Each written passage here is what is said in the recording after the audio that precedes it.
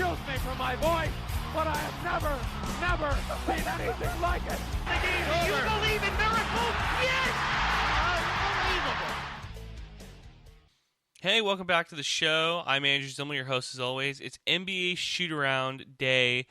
A lot of big storylines coming out of Tuesday night's matchup of games. The number one, of course, being Zion versus LeBron, the old guard versus the new guy. Then the Raptors and Bucks. This is a real possibility to be a second-round matchup, and why I'm a little worried for a team that potentially could win 70 games. Then we're going to get into the Bulls and Thunder game that Zach LaVine had an incredible night. And then, of course, to wrap it all up, Jason Tatum has been on a tear recently, so we're going to get into that box score. Celtics played the Trailblazers. And at the very end of the podcast, I'm going to give you a little bit of baseball update because it has been a wild 24 hours for me and Yankee fans everywhere. So let's get into it. Let's talk Pelicans-Lakers. Lakers come in to that game at home. It was a game that I think a lot of people were going to tune into. This is the first time that Zion is going to LA. This is the first time that these two players are going to face off against each other in LA in prime time. Okay, they were the late game on TNT. I was excited for it. That really was the only reason that I said to myself, we're going to have to do a shoot-around no matter what. I want to talk about Zion versus LeBron. What did we see? What did we like? Because I'm not going to compare this to Jordan versus Kobe because we just had the memorial earlier this week and we had Jordan do his whole long personal spiel about Kobe and how it was big brother and little brother. I don't think that's what this is going to be. I don't see that being LeBron and Zion's relationship at this point. You know, LeBron is in year 17. He did some incredible stuff last night. But to be completely honest with you, Zion's going to be in this league if he can stay healthy for a very long time. And I don't think that the overlap isn't there either. That Kobe was trying to take everything he could from MJ. The jumper, the footwork, the post-up game. He was getting everything he can. And from watching Zion, he looks very, very different from LeBron. From body type to build. The only thing they have in kind of common is their bunnies, their ability to leap. But shoot, Vince Carter's got good bunnies too, and we're not comparing Zion to Vince Carter. So I think that this is another one of those, like, we want Zion to fit a certain narrative. We want Zion to be that next guy, and I don't know if it's completely fair of us to want that. But at the same time, that's going to be the storyline that we're going to get until either Zion blows out his knees because he weighs 300 pounds, or LeBron retires from the NBA. But every time these two teams play each other, anytime these two players face off against each other, that is going to be the storyline that we're going to get. In this game, LeBron stole the show. In a game that I thought it could have been Zion's coming out party, in a game that there's only a handful of games I think that you circle on your calendar since he's started to play and said, okay, he's got a long way to go to win the Rookie of the Year. I think Ja has too much of a lead. I think Ja Morant and the Memphis Grizzlies have a really good shot at tying up that 8 seed if they make the 8 seed with a rookie point guard after getting rid of everybody last year and everybody thought they were just going to bottom out, getting the number 2 overall pick. I thought that Ja was going to get Rookie of the Year. Then Zion, of course, started to play. There's already a hype machine around him. You can't get on Twitter.com without seeing a Zion highlight. You can't get on Facebook without your grandma tweeting about how great Zion played tonight. So he's got this hype machine behind him.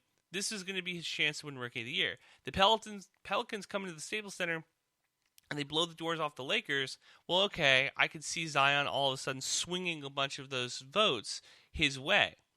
But LeBron comes out in year 17, has the best one of the best plus minuses in the game, has 40 points. He's the oldest player since Kobe in 2013 to have a 40-point game. 5 of 11 from 3. Of course, 17 of 27 from the field. 8 rebounds, 6 assists, a near triple-double. He still has this turnover issue. That's going to happen anytime LeBron is forced to be the dominant playmaker. I was impressed by this Pelicans team. they end up losing this game because I don't think I've read the score yet to you guys. They end up losing in this game 118 to 109, but I was really impressed by their ability to kind of bully ball. Zion has turned into this small ball five that really works for the Pelicans. And this Lakers lineup, that is their strength. Their ability to bully you, their ability to outsize you. That's the thing that I think a lot of people really like about this team. That's the thing that I think a lot of people are going to come back to when you talk about why this team is good. You're going to look at Anthony Davis. Oh, okay, that's one of the top 10 players in the league, but you're going to go down the list and go, JaVale McGee, he's turned into a very physical big man. Dwight Howard, same story. Morris, same story. Avery Bradley, same story. There's a lot of guys on this roster who are physical, just physical guys, and that's going to help the Lakers going forward in the playoffs. The Pelicans, on the other hand, have those same type of dudes, and that's why I think that this is going to be. I know a lot of people on Twitter.com last night were saying that this is a perfect 1-8 matchup. I personally would like to see that as well, but at the same time, I would honestly like to see the Pelicans miss the playoffs again, go get another good, talented player to put next to Zion, and then make a run for it next year when everybody's healthy. This is a game. Alex Caruso, of course, had an incredible between-the-legs pass to LeBron.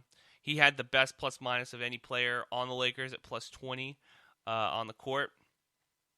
Is this the roster that I think that the Lakers fans wanted going forward at this point? No, I think that everybody thought that Alex Caruso would be riding the bench and you'd be having somebody else play meaningful minutes.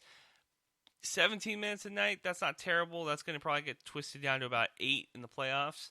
But I want to talk more about this Pelicans team because I know that they lost. I know that LeBron had the incredible night, and we've already kind of mentioned that Zion is huge.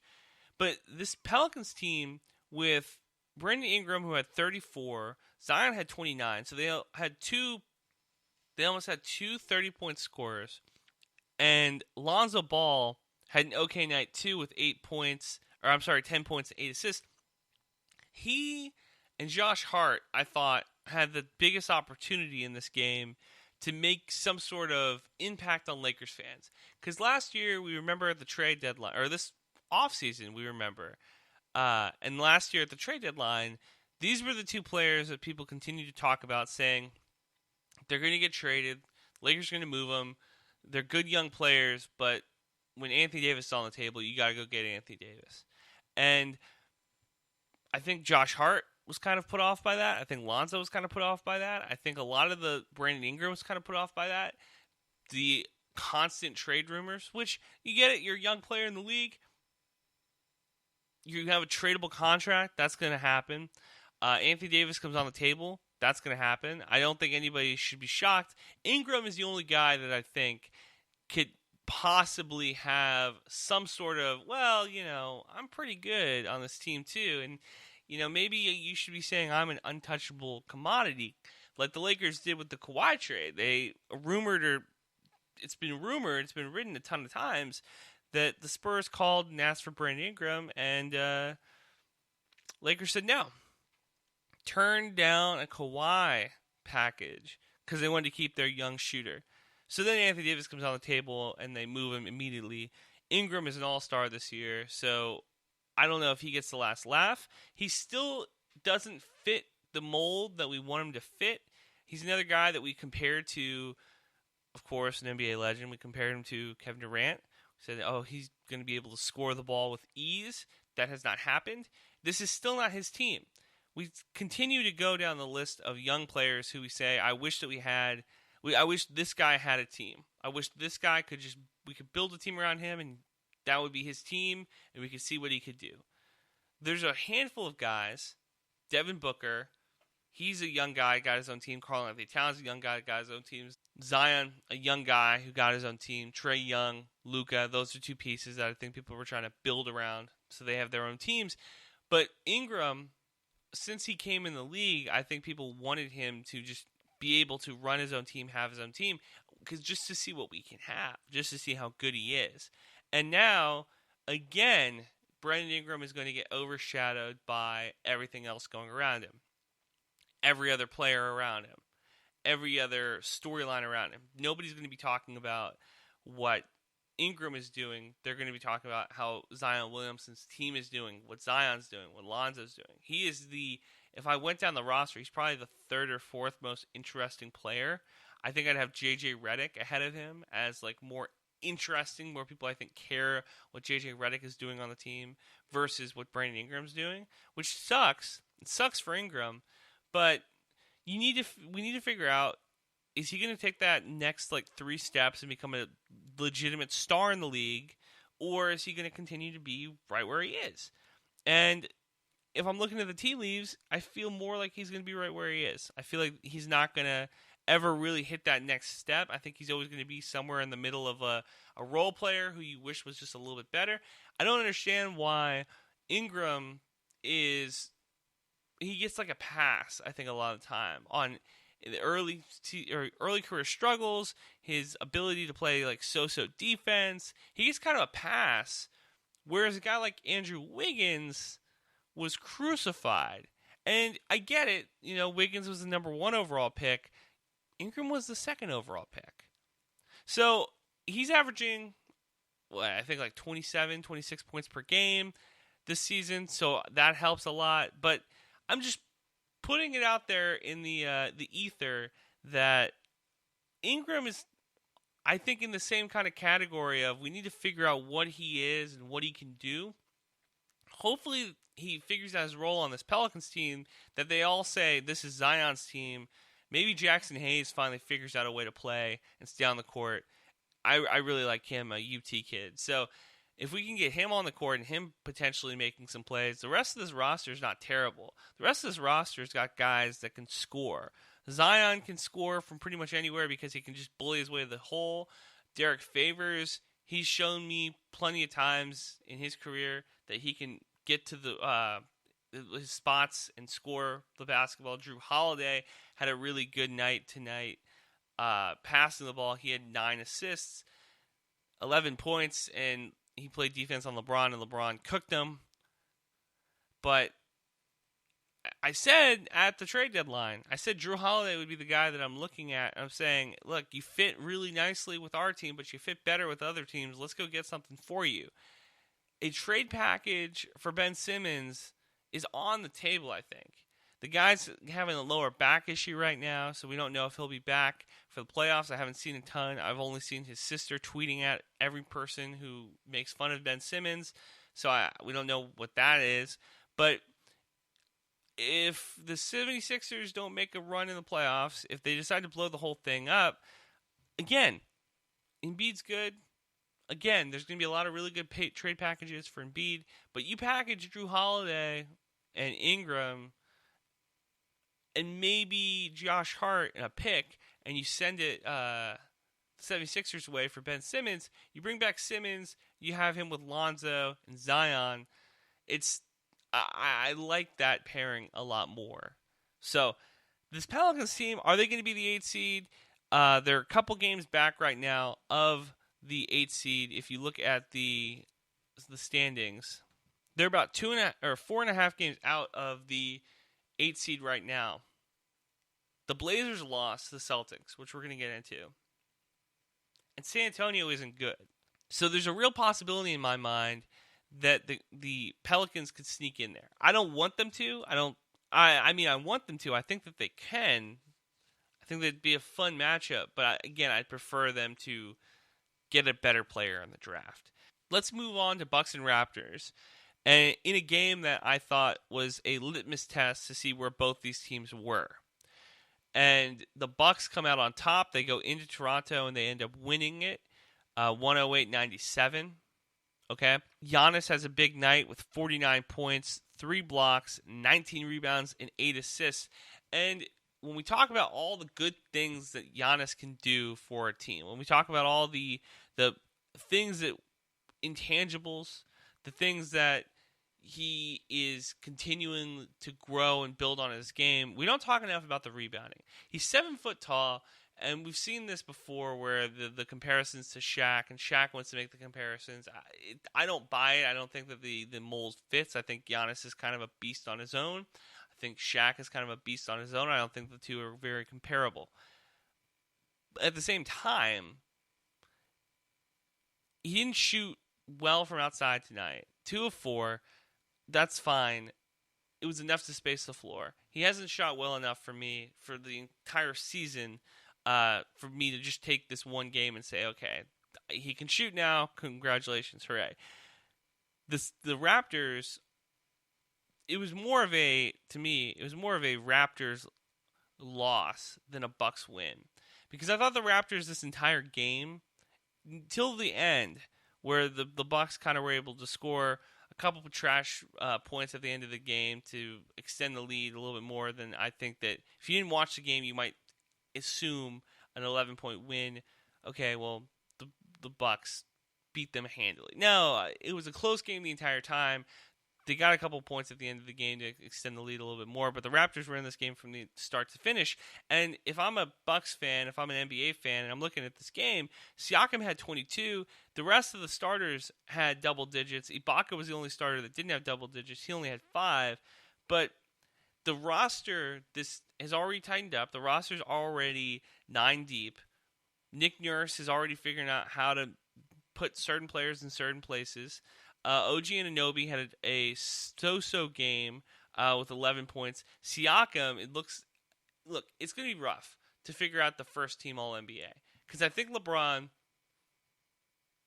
is in the MVP conversation. I think that Luka is in the MVP conversation. I think Giannis is in the MVP conversation.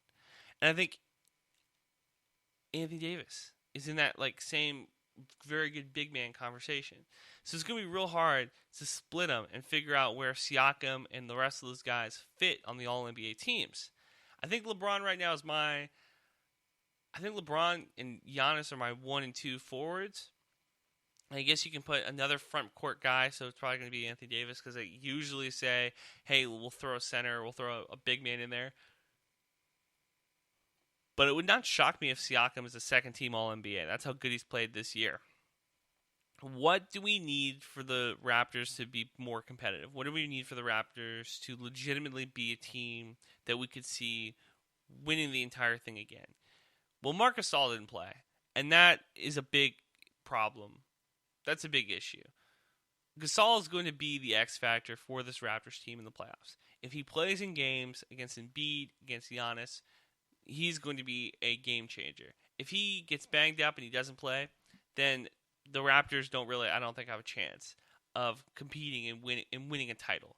Siakam is going to have to take that next step if they want to be a title contending team. He's done an excellent job. Like I mentioned, he's probably second team All-NBA, but he's going to have to take that next step like the next guy on this list that we're going to talk about has.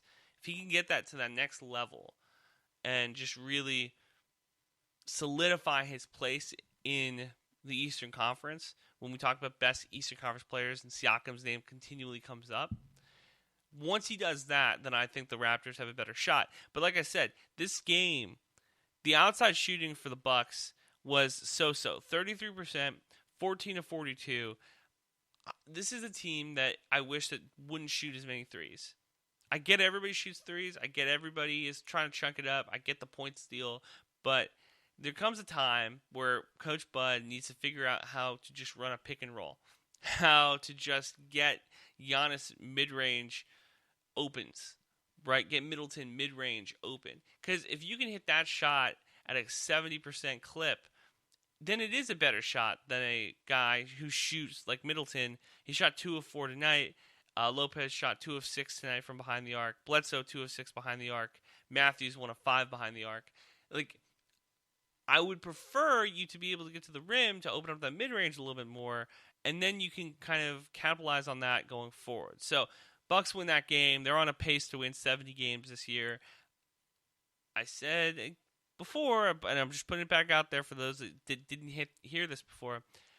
If the Bucks win 70 games and then they end up losing the second round or losing in the Eastern Conference Finals, they will be the last team to win 70 games because no team will play their starters all season and try to fight for that 70-game mark, because at that point it's just advantageous to rest your starters.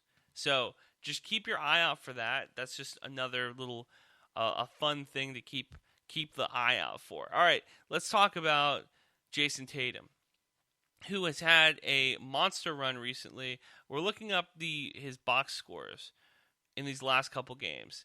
And last night he had a good game against the Portland Trailblazers, a Trailblazers team that is kind of, I don't want to call them dead in the water, but I will say that they are a team that is going to be making some moves this offseason. Either they're going to get rid of their head coach, or they're going to get rid of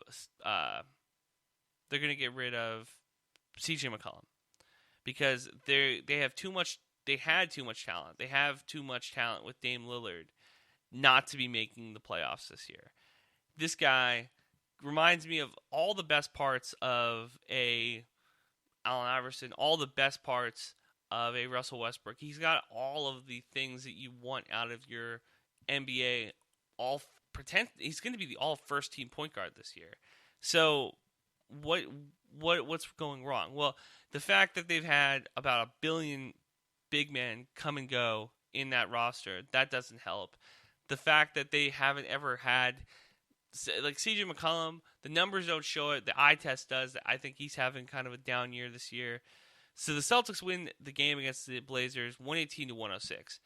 Tatum, 36 points, 5 rebounds, 1 assist on 14-22 shooting. This is the type of games that we look at and we say, okay, like that's what Jason Tatum is going to continue to do. All right, bet. Like that's the type of player he's going to be. Fine, because at the end of the day, he's a guy that you want him to be scoring the basketball at a high clip. But I wanted to go through these last couple Celtics games. In the last 6 games, the Celtics are 4-2. In those 6 games against the Hawks, you got a game against the Hawks, the Thunder, the Rockets, the Clippers, Minnesota, Lakers, Portland. Okay, so there's a good mix of good teams and bad teams. Against Atlanta, 32. Against Oklahoma City, 26.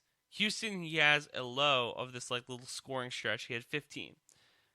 Clippers, 39. Minnesota, 28. Lakers, 41. Portland, 36. Celtics fans want to tell you that he's in the conversation for MVP. He's not. Don't buy that. He's not in the conversation for MVP, but he is in the conversation for, I'm not going to call him most improved player, but he's going to be the most improved Celtic, because the Celtics needed a guy when Kyrie left that will step up and be that superstar player, because the Celtics for the longest time have continued to be we're really good, we're not great team. Isaiah Thomas, Jay Crowder, that group of guys, really good, fun to watch, hard workers, not great. Paul Pierce before the big 3 got there. Good teams, fun to watch, hard workers, not great. The big 3 gets there, great team, hard workers, fun to watch. Perfect. They win a title. They win a Eastern Conference in 2013 or 2010. Then they run into LeBron in 2012, and the entire thing falls apart because LeBron went supernova. Okay, so we get out of that era. Again, hard workers don't pay off. Kyrie gets there immediately. It's okay. Well, there's a superstar. There's good young players. Gordon Hayward's here. He's a superstar, quote unquote. He's all-star. So we need to be winning some titles. Kyrie leaves. Kemba comes in. A guy that has made the all-star game a couple times because they just need to fill a roster spot. The East is so weak at the guard position that he gets in. Him and Kyle Lowry continue to get in. And it works out.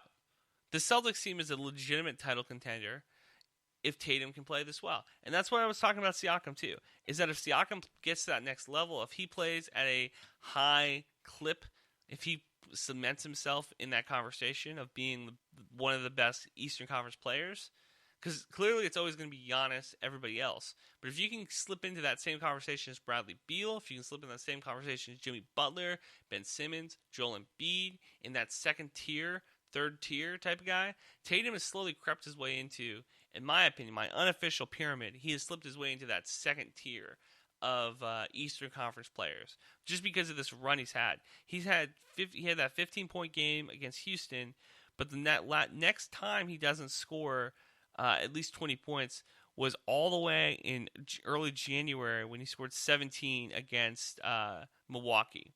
And that was only a couple days after he put 41 on the Pelicans.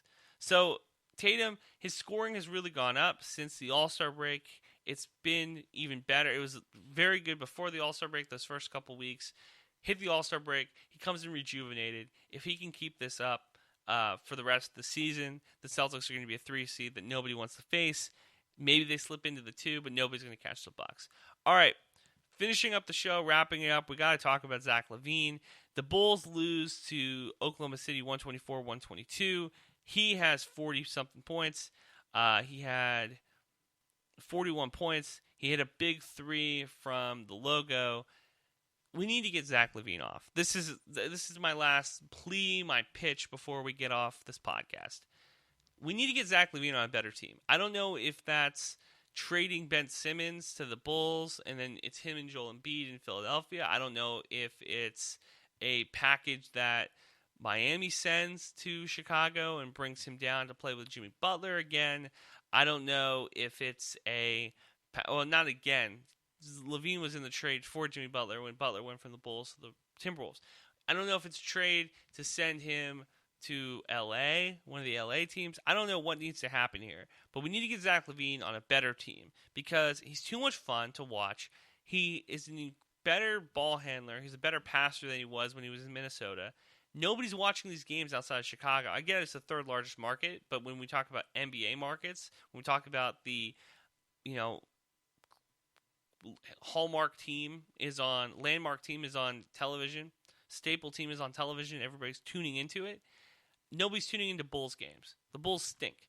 Okay, Zach LaVine's really good. We need to get him on a better team. He is now, him and Devin Booker and De'Aaron Fox are my 3 guys who we need to get those guys on better teams because the organization is so poorly run that we're wasting talent. We're just wasting time having them in these terrible situations. You need to get those guys on teams that are good. So that's going to do it for the podcast. Last thing, we got baseball news. This is a real quick one-off. Severino hurts his arm. Yankees fans immediately say, well, we have Garrett Cole. Okay, stop. You have Garrett Cole, yes, but the plan was to have Garrett Cole plus Severino plus a good rotation plus a good bullpen. This team was supposed to win 101 games this year. That's out the window. I don't trust any of the Yankees' young arms outside of Garrett Cole. Granted, they won a bunch of games last year with a mishmash of pitchers, and granted, Severino getting hurt before the season helps them because now they can try more people out in spring training. They can kind of see what they have before opening day. Both those things are good, but not having Severino for the season is going to hurt. And if they lose in the ALCS, if they lose before the ALCS, I'm 100% pinning this on Severino's bad arm. It feels like the 5th pitcher that the Yankees have had recently whose arm just falls apart when they get to New York. I don't know what the deal is. I don't know what the problem is, but they need to figure it out because Chapman's arm has been so-so. His control has been so-so. You need to go figure out what the deal is in that pitching coaching staff because these guys need to stay healthy. They need to figure out a way to win a title. Otherwise, this is a waste of talent. All right, that's going to do it for the show. Tune in tomorrow. We talk to Alexander Haynes. We're going to break down all the big news of the week, getting you ready for Super Tuesday, talking to you about all the Democratic town halls. What do we think of the leaders in the horse races? All that and more. And plus, this coronavirus is getting really bad. You guys need to wash your hands. Make sure that you stay safe out there. That's going to do it for the show. Thank you so much for listening. Check us out again tomorrow.